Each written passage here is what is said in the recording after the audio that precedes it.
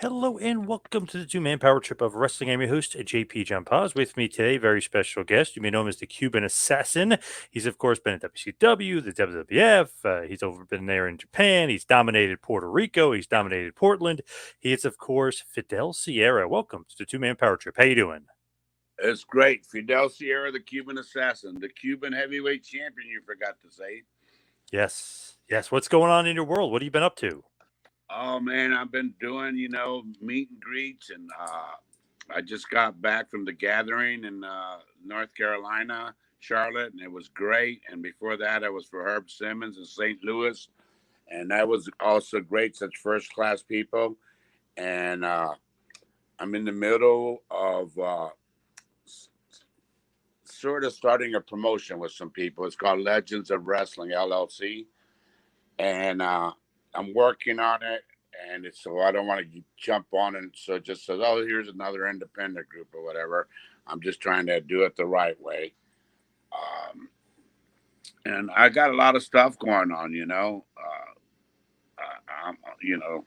I'm definitely available for a lot of bookings, and like I said, fan fests and WrestleCons, and I got all type of ring attire stuff for sale, and But other than that, man, just living the dream, as my friend Cal Anderson would say. Yes. So, what is the Legends of Wrestling? What is that going to be all about? I'm trying to get some shows together, and it'll be pro wrestling show, and I'll have a few legends there, and and I may wrestle or not a legends match or not, holding the Cuban heavyweight title. I can do that if I want, but I'm trying to put together something different and unique that every nowadays, and I'm not criticizing nowadays. All the wrestling's all about this goo goo gaga high flying crazy stuff and all that. I like to mix it up a little bit of old school wrestling with with the newer generation, and I just want to give the people a different alternative to watch. Yeah. And I'm also in the middle with Ricky Santana, and as you know, was my partner for many years, and Yeah. the Grappler in Denton, and we're trying to get our podcast put together, which is going to be different too. I don't like I like your setup, and my friend has a great setup. Can I say his deal? Yeah. Oh, yeah. Of course. My, yeah, my friend he does Totem Pole Nation, and he's helping me and trying to help me get everything set up too. And they do a great job. I see so many podcasts these days, and there's so many of them, and I'm not on too many of them. I usually charge a fee, and that's just the way it is.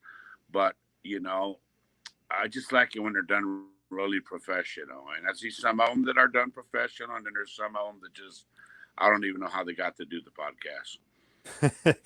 I feel you. That is true, but that's awesome though. You're kind of keeping up with it because it feels like podcasting is the wave of the future here. As far as just I don't know, everybody has one. It Yeah. seems like. Yes, Well, sir. whether that's good or bad, but it seems like everybody has one, right? Yeah, that's the part that's I don't know. If everybody should have one, Right. Yeah. but Definitely not. Yep. yeah. Yep. And I'm also available for bookings, and if they want to reach me at Cuban Worldwide at AOL. See, I'm still AOL. Wow. All they got to do is that or private message me on Facebook, Fidel Sierra. Uh, but Eh, I love this business. People say, "Why are you so involved still in the wrestling?" And well, it's in my blood, and I love it so much. And I'll do it, I guess, to the day I die. Being somehow involved in it because I love it so much. And I'm from the old school days, and wherever you wrestle 7 days a week, you weren't guaranteed these giant contracts. I'm glad for the people that are doing that these days, but we had to get in our car, drive 3,500 miles a week or 2,500 miles a week, different. If you were in Oregon, you were in a different town every night, and if you were in Florida, same thing. Georgia, Carolinas. everywhere I've been all over the world. Pretty That's the amazing. You're way it still was. doing it, but it's still amazing. You're still doing it, right? You're still wrestling. Every now and then, yes, sir. I'm right now. For 2 years, I couldn't have had they call it a herniated cyst, so maybe caused me to have drop foot. But I've been working out for the last 3 months hard. I'm trying to work out even harder, and I just want to go out not every wrestle 20 matches a month or whatever, but whoever needs me, I'll be there, and give them 200% because I still can do that. But I'm gonna give you wrestling the way I did it. And I watched some great wrestling matches this weekend, and I said, "Wow." And I like a lot of stuff from today. I'm not going to take nothing away. I think a lot of stuff from WWE is good. Some stuff from AEW, and everybody, uh, they're all trying. So I never want to cut down none of those promotions. You know why? They're giving wrestlers a place to work, Yep. place to wrestle, a place to showcase themselves, a place, and that's what I tell guys at independent shows, or if you ever you want to call it. Just do good, do whatever you can. You never know who's out there watching you, and you never know who's going to call you, and you never know when it's time to go. You be ready and have that positive attitude. Very true. Is there something about today's wrestling that you don't like though? Like that's kind of changed too much from the old school? Because to me, old school still rules. Yeah, I think a lot of the younger guys, and I'm not. Believe me, I wish I could have did all that flying stuff they do, but some of them do.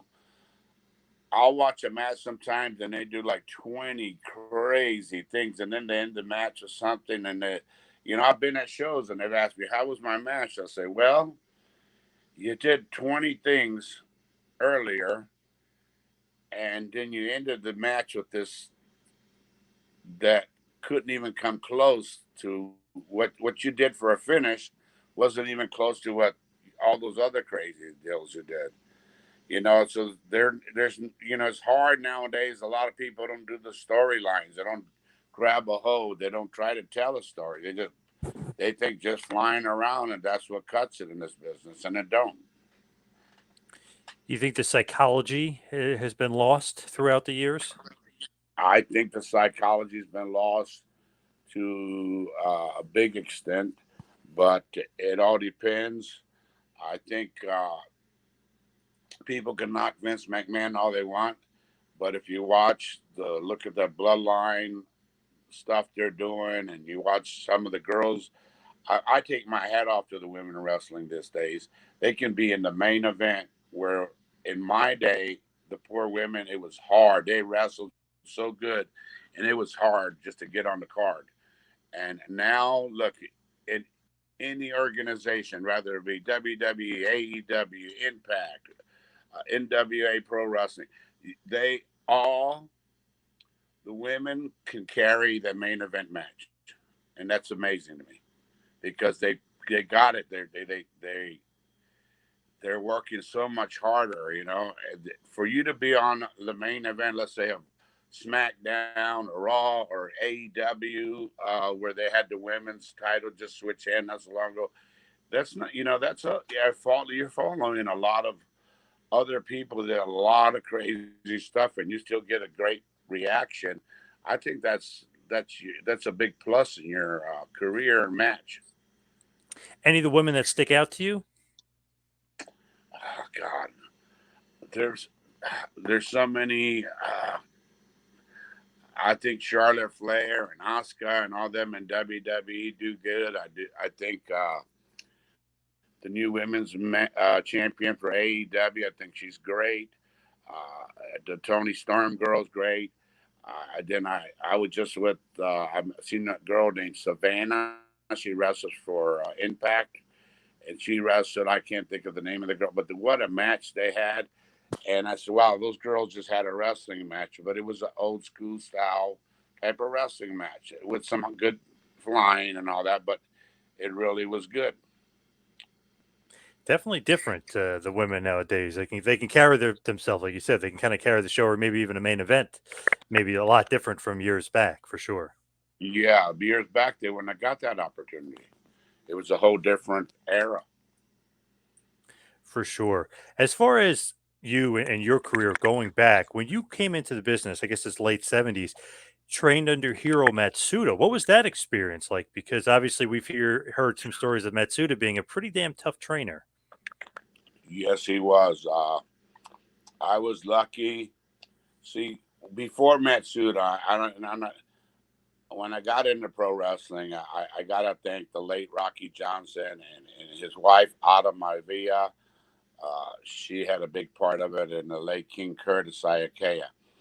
But and then Hero, when I met Hero, he trained me a little bit before that, but he really trained me really hard when it was time. He got me to go into Japan, and I was teaming with Andre the Giant against Inoki and Sakaguchi, and now you're talking about Hero with Mana, and he had me in that ring, and he was showing me how it was going to be a lot harder in Japan because I got there and I'd see guys that didn't, I knew what I was going to do when I got there. And I seen guys that would get killed by these Japanese wrestlers, and I'd say, if you all do not try to fight back and do what they're going to just kill you the whole tour. They're going to beat your ass every single match, every night. So, but I was so lucky in Japan. I got to wrestle like he was like the number two kickboxer, Maeda or something, Hmm. uh, Yep. in Japan. But the best deal is that I teamed with Andre. We wrestled Inoki Sakaguchi.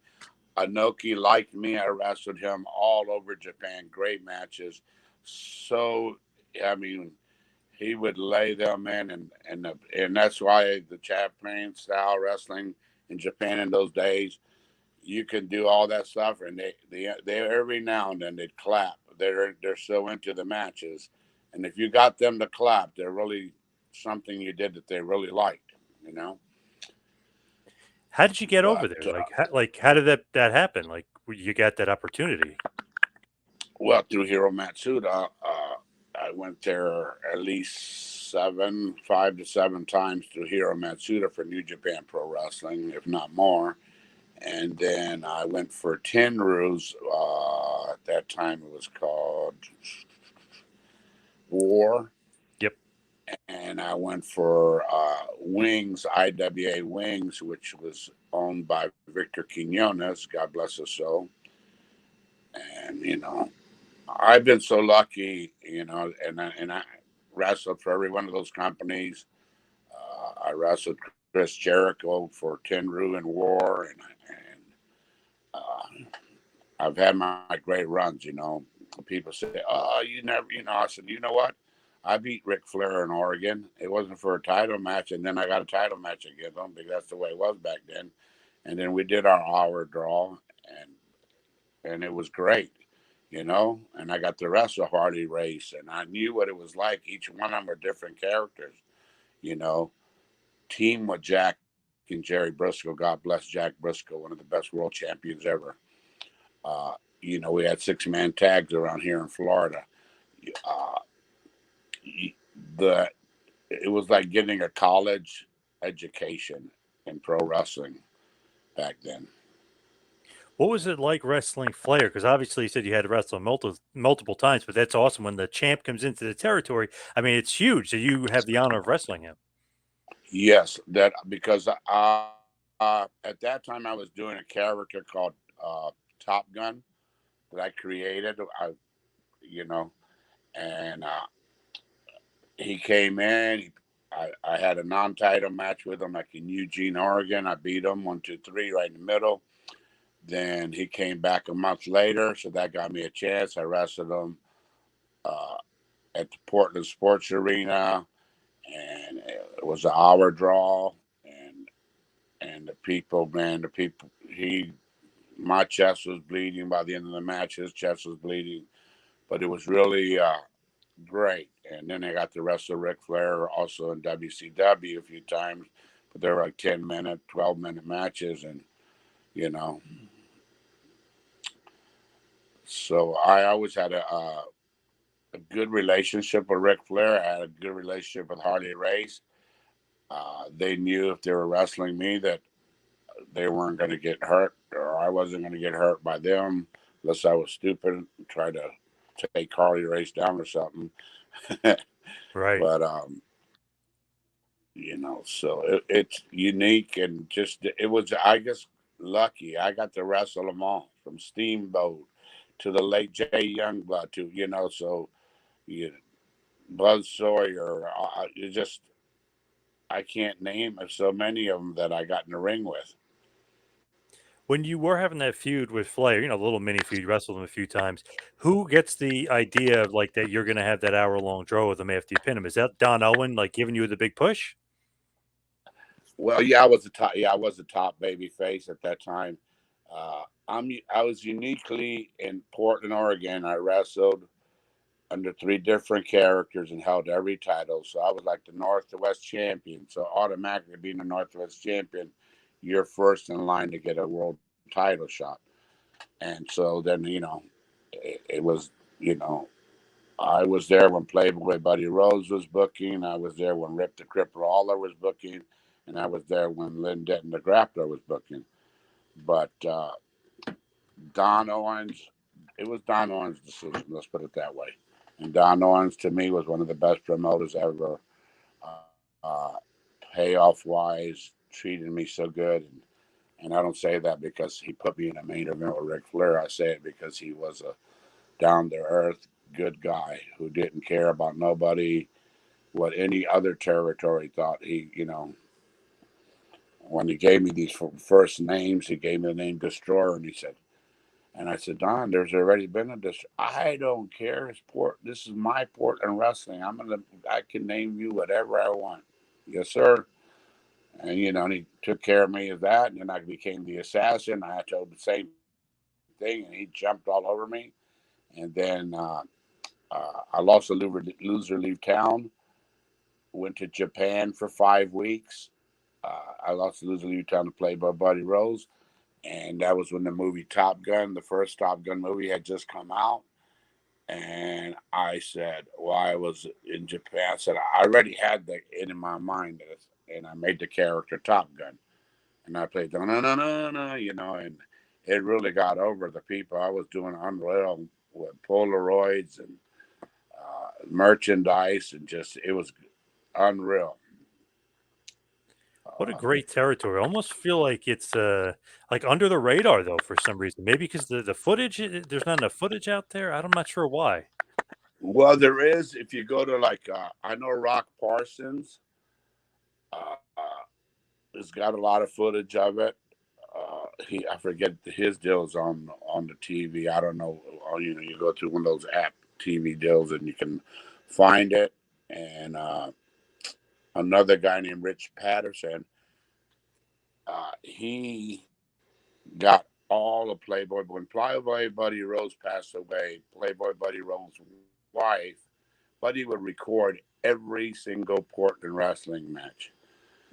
Uh, and when he passed away, she had all the tapes and she gave it to this Rich Patterson. So a lot of the stuff that you're seeing that you find on YouTube or whatever is because the Rich Patterson somehow gave it to somebody, And then Barry Owens gave Rock Parsons, that Don never saved his library, of Yep. wrestling. And so then a lot of people, like I said, got a lot of that footage from Rich Patterson, and then they got it down from Rock Parsons. And if you go to, there's a certain, I don't know if it's uh, one of those main TVs where you look at old classic matches. Rock Parsons has Detroit wrestling matches, stuff that Vince didn't buy, you know, Yep. or didn't get his hands on. Didn't get to get. Yeah. Yep. Yeah. How was And like the then pay? Don he didn't get to get because Don Owens, and like I said, didn't save a library. He used that same tape over and over. Yeah, recycle those tapes right back then. Yeah, man, it's like God, you know how much Vince would have bought all that footage he had from so many different guys? You know, you go from Roddy Piper to the God bless Bushwhacker Luke, Butch, and Luke, and they're all. He has so much footage. You know, had classic feuds there with Kurt Hennig, Jay Youngblood. Oh my God, yeah. Then you got Dynamite Kid, right? He made Dynamite his Kid was part his. of our deal there at one point. He would love to get his hands on that footage for sure. How is the pay and stuff over there? Like as far as that territory and the travel? The travel, I tell you, you every Monday night you were either in Longview, Washington. You were close. Sunday was kind of hard. You'd be like in Pendleton, Oregon, or somewhere. That'd be like a 5 hour trip, and then you would do every other week Roseburg on a Tuesday, and then you'd go from Roseburg to Medford because you'd be in Medford and you're already halfway there, and then you'd fly back. Then you'd drive back to Portland, and then Thursday you were in Salem, Oregon, which is 15 miles away. Friday you were in Eugene, which is 120 miles away, and then Saturday night right back at the Portland Sports Arena. So it was like that was like a good, not like a crazy mileage territory. Yeah, not bad at all. Yeah, that's not terrible at all. What was it like with Dynamite? Because I know you guys teamed over there. So what was he really like? Bully, not a bully? What was Dynamite Kid like? Dynamite, I tell you what, I first met Dynamite in Calgary, and I never seen anything like it. I went in there and they called me Crazy David Patterson. I was beating guys with a little corkscrew in the side of the head, and I met Dynamite. He weighed maybe, I don't know, 150 pounds. He was the toughest son of a gun. Every night people would hit the ring on him, and they didn't know what they had coming, and he would beat the hell out of them. And because they looked at him all this, but he had so much heat, they were hitting the ring on him every night. And but then coming to Portland, and then when he came to Portland, we were part of Rip Oliver. I was part of Rip Oliver's clan for years, and then we had Dynamite come in, so we made him part of the clan. And he had his feuds with the late Kurt Hennig, which Kurt Hennig's first sellout in Portland was against me as the Destroyer. And, Kurt was a very good friend of mine, God bless his soul. And so Dynamite and Kurt Hennig had some classic matches. Was Dynamite a bully or no? Not really. I don't consider him a bully. Did he know how to handle himself? Heck yeah. You didn't want to, mess up with him. But it was one time we were like in one of those little rat cages. Me, Rip Oliver, and Dynamite had Kurt Hennig. Man, and Dynamite just soup like, and this was like, this looked little rat cage. The little rat cages look that they put you in. Well, this had was like, it looked like a cell, a jail cell. It was made of steel. And he suplexed Kurt Hennig into that deal. And I said, oh my God, but that, Kurt gave it right back to him. And it was like, so it was, it was very solid, good wrestling. When you look at Mr. Perfect Kurt Hennig back then, obviously he wasn't Mr. Perfect yet, but obviously you could see, right? I mean, the talent is there, and so many great guys come through that area and become, huge stars in WWF eventually. Yeah, and I told Kurt Hennig back then that I said, Kurt, you don't realize it, because he had gone to Vince, did a few shows, and came back. I said, Kurt, you're here in Portland, you're just being groomed for Vince. And he'd look at me like, sort of like, yeah, sure. And look at what a run he had. Oh man, was he a big ribber back then? That's always when people always say, "Oh, the guys like, oh, he We ribbed me all here, were ribbed big me here." ribbers. You know what? I used to tell Kurt Hennig would rib me, and we all ribbed each other. And Dynamite was a ribber too, but Kurt was best at ribbing, and he'd go, because Mr. Fuji in New York, he was the biggest ribber of them all. and he'd do some crazy ribs. And so Kurt came and he'd go, and I'd say, Kurt, I know you had to be the guy that tied my pants in a knot or whatever, or did this. No, sounds like investigation for Mr. Fuji.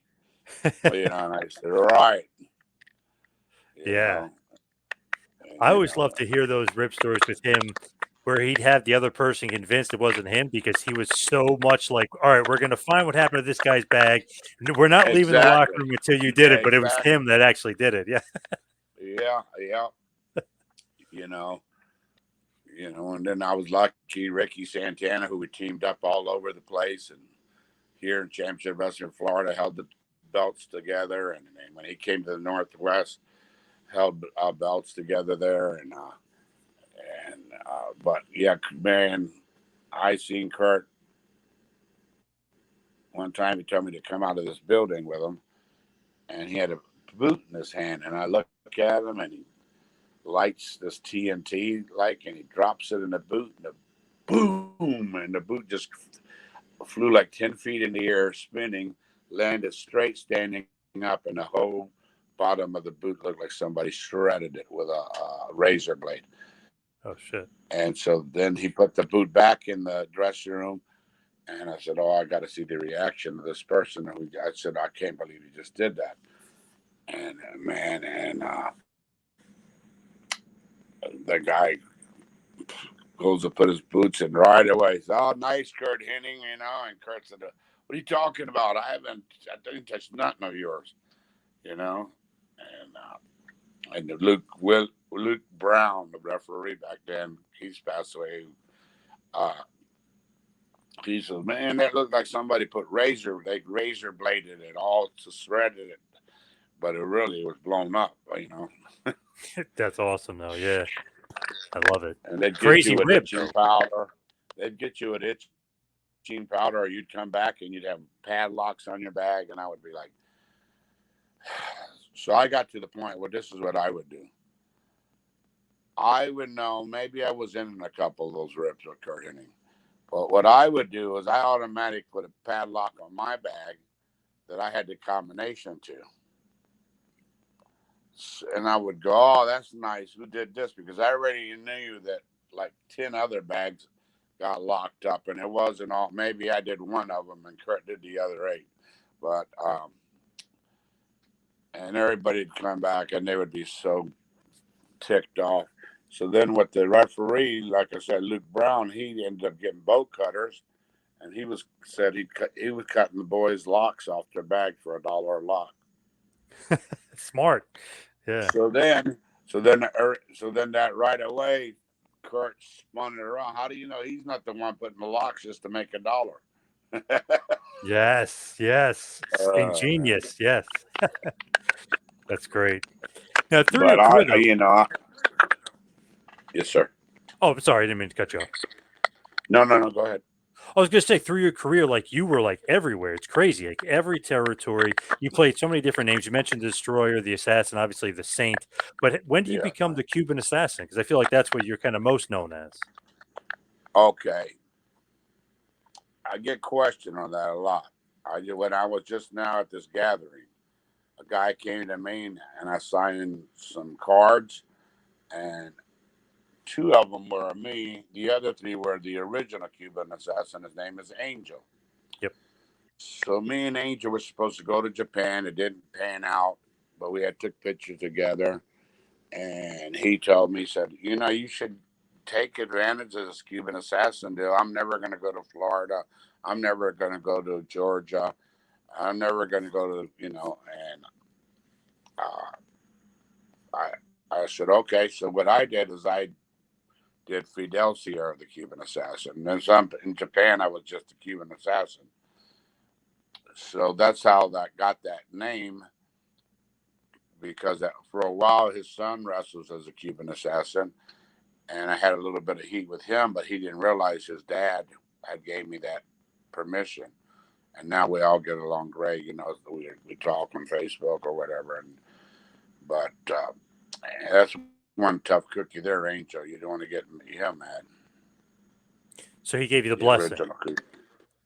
Yeah, gave me the blessing. Like I seen Brock Lesnar on SummerSlam. I called it passing the torch. Gave that Cody, shook his hand, all that. Made Cody bigger than life now. You know what I mean? It's it's good when you see guys do that. It's like, look, Andre did it for Hogan, and when their first, what is the first WrestleMania, and Hogan slam Andre. Yeah, WrestleMania 3. Yep. Yeah, but Hogan didn't know he was going to get to do that because Andre didn't let him know nothing. He went into that match, and then Andre let him slam him, and he beat Andre, I believe. And that was like passing the torch to Hogan. And look at Hogan, and a lot of people don't like him. And I've always gotten along so good with Hawkster and Jimmy Hart and all that. They've always been so good to me that I can never say anything bad about them. Jake the Snake Roberts once told me, if you don't like Hogan, you don't like making money. So I kind of That's true. believe That is a true story. But no, but why? I look at it this way. Hulk Hogan always seen me. This was way before he ever got his first divorce, and he would invite me to his birthday parties and all that. And he didn't have to invite me. We'd be in the dressing room and say, "Hey, I got a party." He lived in by Indian Rocks at that time, and he said, "Come on over to the birthday party." And all these people couldn't believe it. I could walk in and say, "God, how did he could get in here?" But because Hogan liked me, you know what I mean. He didn't, he gave me a personal invitation from me and my wife, and I always respected him for that. I seen the deal on Dark Side with Vince Russo and Eric Bischoff, but Eric Bischoff, we had a little bit of a misunderstanding, but we got it all cleared up. But Eric Bischoff, he really, he tried to do the best he could for me. But, things happen in this business.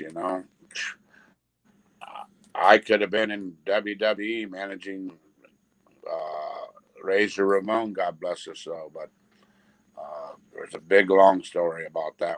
It's in my book, so I don't want to give it away, but that I'm writing. So I'm in the progress of doing that too. Uh, uh, but, basically, Scott Hall cost me not to be able to go to WWF. really. Wow, I never But knew that. Wow. yeah, it was just, I don't even want to get into it all, but you know, That was going to be your gimmick, though, after that, possibly? huh? That Razor Ramon gimmick was No, I possibly going was to be gonna. yours? Yeah, but the name came up as no. They came up in a meeting, and Kurt Hennig was in there, Van Silver, this, I don't know who else, and Scott Hall was in there, and they said, we got this perfect Cuban guy I want to bring in, real Cuban, da da da da da, and manage you, Scott." And then Scott said some stupid things, and that was it. I didn't never got to come in as that, and I feel like that would have been wow, what a break I would have got. Yeah, really. You You're did get to talking. work there a bunch, right? I worked there a handful of times. I went from I got along great with Vince. How you doing? He would always, Stephanie. They all like Triple H knows me from he was at WCW before he was there, but it just never panned out. That's why I tell these young guys, and I said earlier, you never know. You need to treat people the way you want to be treated and with respect because you don't never know which one of these guys can be in control. And remember, oh yeah, I remember Joe Blow. Yeah, when I met him, he was such an asshole that then why, I hope I'm not getting in trouble for that. Then why should I, right away, he said, I don't want to bring that guy in, or I don't want that guy in. And that's just what happened. Eric Bischoff was given a game, told me and my wife fantasy, greatest angle, great gimmick he had for us, all that. Told me to get all my stuff, talk to Sting, get this stuff. made up, all that. And 2 days later was all gone because Ole Anderson put the knife in my back, or and a couple other people, and it didn't work out. And that's all it took back then, is somebody in a high power position, which Ole was like assistant hooker or whatever he was back then, and that's all it took. And that ended my, that could have been a good career start, a big name spot for me there. What would that gimmick have been? He wanted me not as like a Mexican because I'm Cuban, but he wanted me like with a Latin type robe. And my manager, Fantasy, which is my wife, speaks Swiss, Czech, German, all that. And they're back then their tape were going to Germany and all that. So they were going to combine the package and make, but it all got exnated because somebody backstabbed, and that's just the nature of this business. If I told you how many guys I've seen going to have a big push, going to have a good, and then all of a sudden got trashed out of it because somebody badmouthed them, it's a shame, but it happens. So Ole and you, Ole Anderson, not a big friendship there? I would say no. I don't know what he had against me, but I know I was told by way higher ups it was him that really put the. I call it Tennessee. I call it the Tennessee handshake. Put that knife in my back and turned it. Wow. What was the relationship like with Eric Bischoff? Eric was good. I got along great with Eric. I mean, he would just say, hey, he would say hello to me, whatever. And, he'd try to do whatever he can for me. But even though I knew Hogan, whatever, and, the strongest guy that ever tried, Jimmy Hart was running Saturday Night for a while. And he had me and Jim Duggan feuding because Duggan had pulled the TV title. So it was Cuba versus USA deal. And I'll tell you how bad this business is, and it's a shame. We got on a Saturday night show, we got like a 3.2 or 3.4 rating. Me and Duggan. Monday Nitro came, and their highest rating was like a 3.8 or a 4 or whatever. And they told Jimmy Hart, cut that angle out, right? Cut that right now. And I'm like, well, why would they do that? It's and which nowadays, that was back. Nowadays, if you look, heck, I see ratings nowadays of 0 point this is good. And I'm like, wow, we were doing 3.2s and 2.8s and whatever. Yeah, that's amazing. Why would they want to cut that? That's a great number, especially for Saturday night. Yeah, and that's because they felt like they was outshining what they were doing at Monday Night Nitro. Wow, crazy. With WCW, you had a couple of different gimmicks there, right? I know, obviously, the Barrio Brothers, but you feel like Yeah, the Los Especialistas, right? You had a couple gimmicks there. Yeah, we did that, and then we lost our hoods to the Nasty Boys in Daytona at a Great American Bash, I believe it was, or whatever. And but we already knew we were going to come back as the Barrio Brothers, and they could have milked that, but it's another deal that's going in my book. But due to speaking up, Ricky Santana spoke up, and I don't blame him, and he ended up leaving, going back to Puerto Rico. I stayed, and when he brought that up, there's this many Latin here, this many whatever. He brought that up, and about a month after all that, they had everybody in there.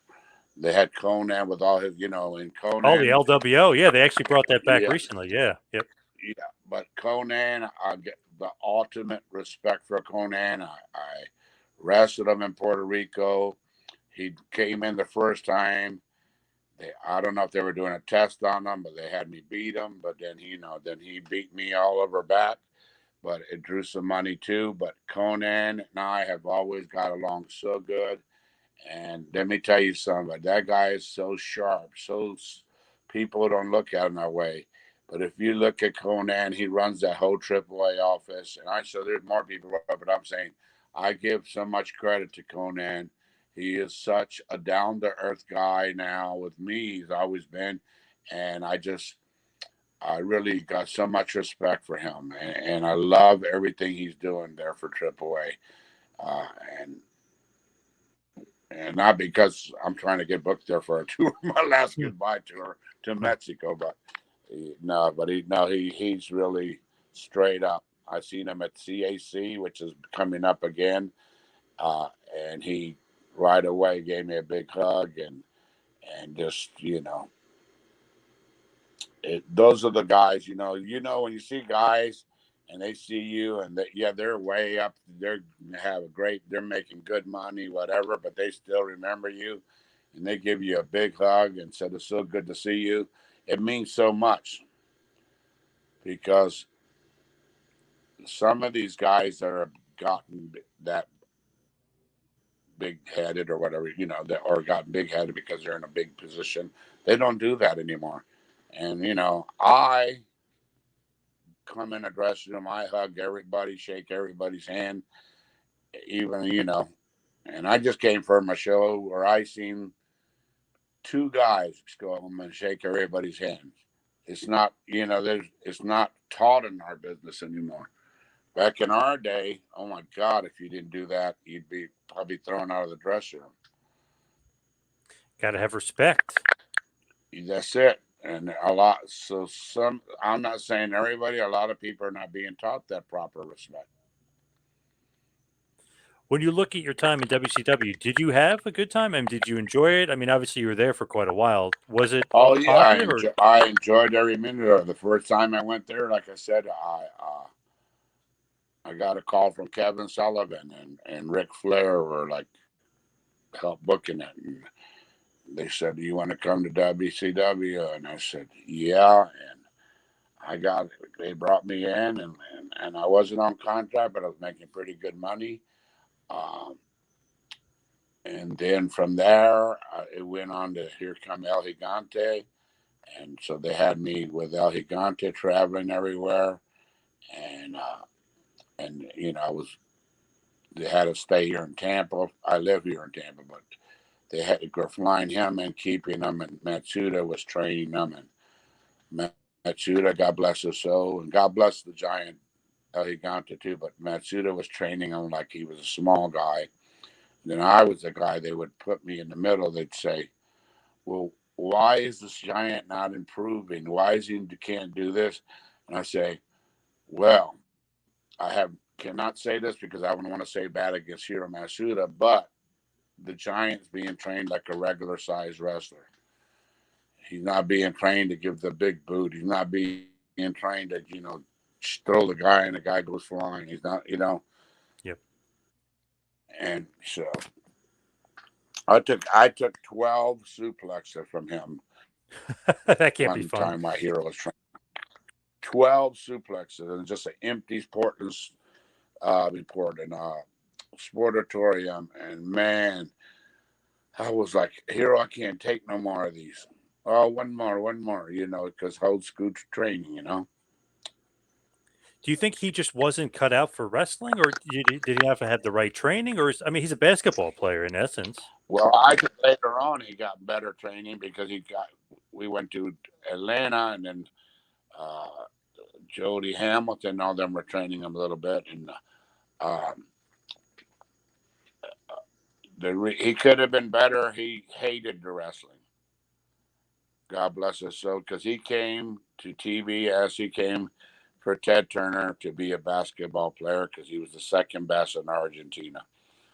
But when he got here, when they got to Atlanta, they realized that he had knee surgery, and they didn't want they said we can't give you that. We can't have you playing basketball like that. So but we can give you. I mean, they gave him a heck of a deal. I don't even know. He got a bonus even just to sign it, and then he became a wrestler. But he really didn't like it. I mean, he got by, but it wasn't in his heart like it is in my heart or certain people. Yeah, it's one of those things where he's almost like too big. I know he's skinny, but he's just like too big to move around that well. Like for wrestling, that is. Yeah, for wrestling wise, yeah. For wrestling, yeah. I mean, basketball is one thing, but for wrestling, I know it just wasn't his thing. I mean, he looked like a monster, looked like a beast, and obviously taking moves from him sucks. But he just, Right. I don't know, he just didn't cut it. That's true. Very true. You And also you also played the terrorist, right? In WCW, so you played yeah, another gimmick as well. terrorist. And then when all this stuff happened all around, and I got to TV one day, and they said you can't be the terrorist no more. And I said, what? They said no. The TBS won't allow it with all this stuff going on with terrorist people and blowing stuff up and all that. And they think they don't want, they're getting the wrong kind of heat for the station. So then I went from the terrorist to being the Punisher or whatever. I had so many gimmicks. Hmm. You name it, I've been almost every gimmick. I'm like, Hey, as long that's as why it I keeps could you write like around. 3 books. That's why I'm gonna write like 3 books because I got so much stories and so many good things and just. Hey, it keeps you around, right? WCW. I mean, if they're gonna I did, keep paying yeah. you. Are you kidding? And then I'll tell you that you remember when Sting was wrestling the Black Scorpion. Yes. I don't know if you're back in the day. So, Yep. Around 91. Yep. well, 90, the 91. Yep. originals, yeah, original Black Scorpion was, I believe, Al Perez, and then something didn't work out there. So I got to a few towns, Charleston, South Carolina, and it was packed. And they said, "You're going to be the Black Scorpion tonight in the main event." And I'm saying, right away, I said, "Well, I wish I was getting main event money." Yeah. Yep. And I went out there and we tore it up, me and Sting. But it was like, you know, yeah, I'm glad I got to go out there work Sting in the main event, but I didn't get rewarded for it. I still got the same pay that I was going to get anyway. That's amazing, though. You played Black Scorpion. I didn't even realize that. Just few times. There was a few times that certain people didn't work out, so I always knew they had me there. Did they ever tell you, like, hey, it's going to be Flair in the end, or they never told you guys about, the end angle for the No, Black no, Scorpion? they never told me that. No. Yeah, it was interesting with that angle. It kind of was like they kind of almost were teasing it was somebody else, and then they didn't ever really came Yeah. through with anybody. And then they finally, like they did, like with Flair, you're saying that I didn't even realize that Flair did that at the end. Yeah, But he was the end, but you could tell it wasn't supposed to be him from the beginning because they kept teasing all this stuff, and none of it made sense yeah, for Flair. Yep. yeah. You also worked ECW as well, right? A bunch. I did a bunch of shows for them. Yeah. Man, you worked everywhere.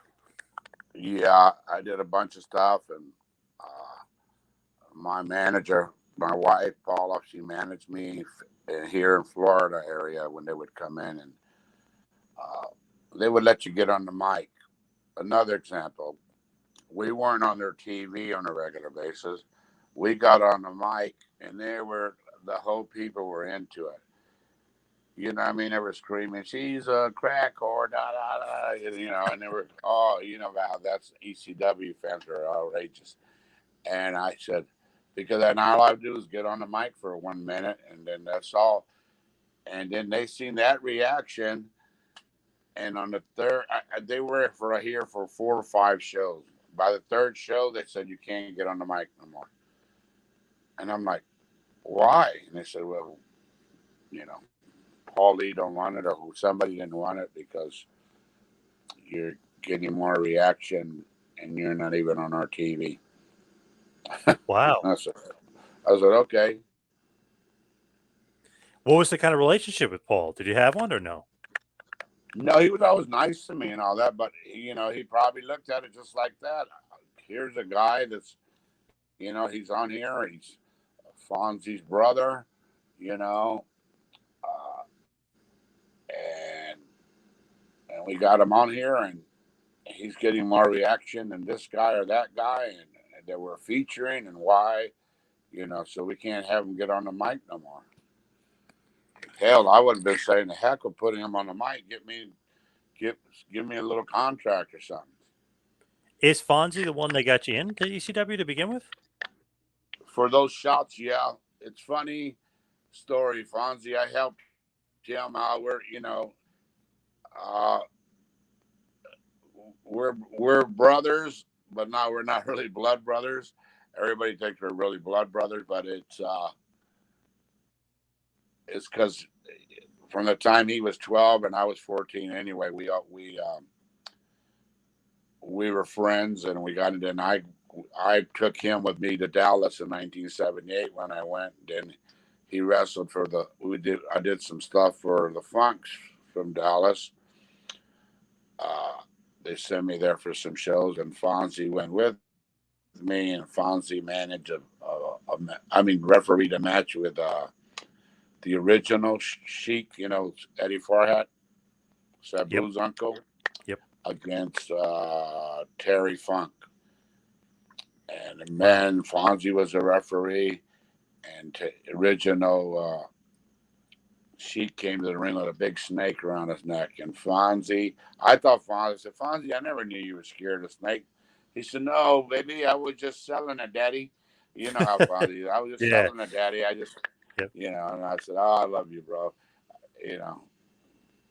But he left. You guys were cousins. We were really close. I mean, everybody, to this day, a lot of people think we're blood brothers, but, we just grew up together. The same thing as being brothers. I just talked to him a little while ago. So he then came back to Florida, and because he had met in Charlotte, I was there and Fonzie was there. He had met Paul Jones, and Paul Jones was there for something in Florida and brought him in. So this guy, he referees, good referee, and he got a job refereeing. Yep, you helped him get in. You got him his big break, basically. Yeah, you can say that. But sure. We're great. He's got they got a CCW is called here, and he's got a big birthday bash show. It's his birthday, the August 11th on Friday, and it's called Fonzie's Birthday Bash in Kissimmee. Nice. I can't think of the name of the place right now, but I'm so glad, and I might go down there and Ricky Santana and just help celebrate his birthday. Nice. And that's a good company. That CCW is doing great here in Florida. There's a lot of other companies. That's why, there's a lot of companies here in Florida, but there's a handful of them that do it the right way. I was telling Gangrel that he helps train students down there, and he trains them the right way. And I got so much respect for Gangrel. We go back a long, long way. We go all the way back to we were all in Puerto Rico at Luna and all that. But he teaches them boys on Mondays and Tuesdays and Wednesdays. He teaches them the right way. And that's what I respect, is because there's so many wrestling schools, like we were talking about. There's so many wrestling schools opening up. But the people running it say, I've been wrestling 20 years. Where you been? You know what I mean? And I don't mean it bad. They ain't worked for no major company. They might have, how many matches have you had? They think because even if they think because they are good workers, a bunch of them. I give mine, but some of them ain't as good as they think they are. But they put themselves over on Facebook like they're the next Rock or something, Yep.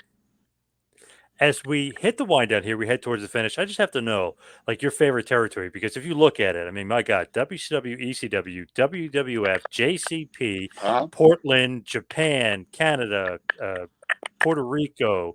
I mean, you have worked literally Mexico, everywhere. Australia. Yeah. Where's your favorite place to work?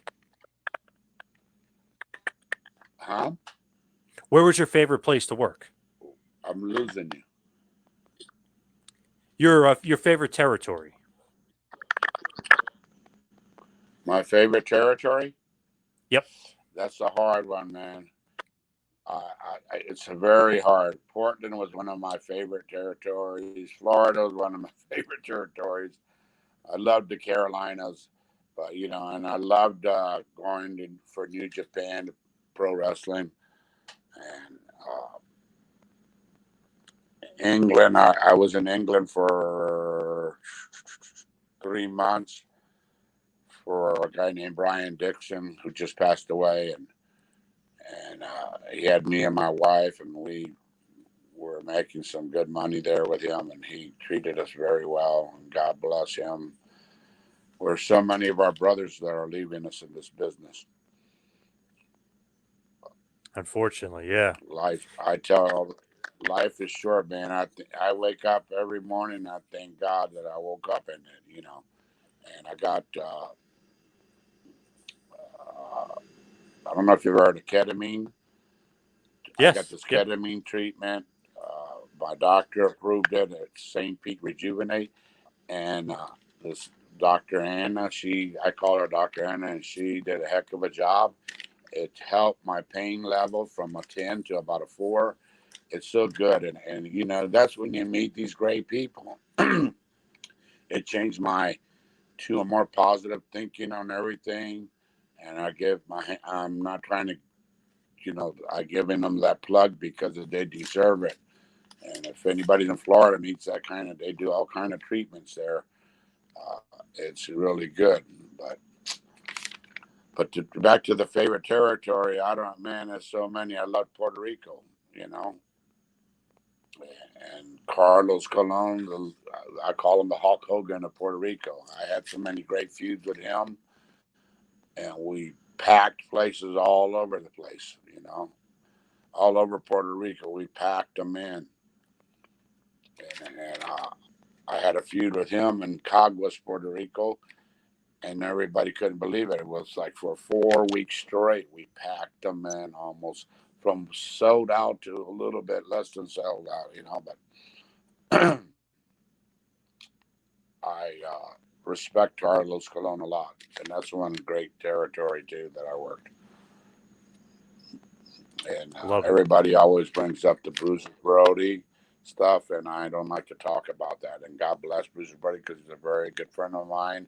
His wife Barbara Goodish, it's a very, very good friend of mine, and I don't like to talk about that dumbass, whatever would happen there, but uh, things it just happened, and I just don't want to even talk about it. It's disgusting, but what can you do, man? Yeah. Insane story as far as Brody. But what are you up to next? What's next for you? Huh?